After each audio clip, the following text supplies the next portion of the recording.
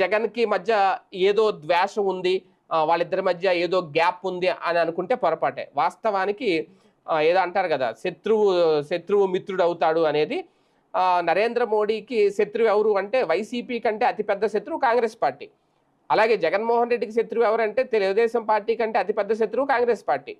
కాంగ్రెస్ పార్టీని గద్దె దించాలి అనే ఉద్దేశంతో కాంగ్రెస్ పార్టీని ఎదిరించి, కాంగ్రెస్ పార్టీని తిరస్కరించి, కాంగ్రెస్ పార్టీ నుంచి బయటకొచ్చి సొంతంగా పార్టీ పెట్టి నిలిచి గెలిచిన వ్యక్తి జగన్మోహన్ రెడ్డి.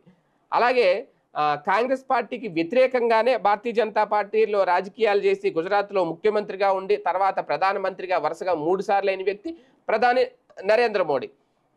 అంటే రాజకీయంగా చిన్న చిన్న విభేదాలు ఉండొచ్చు.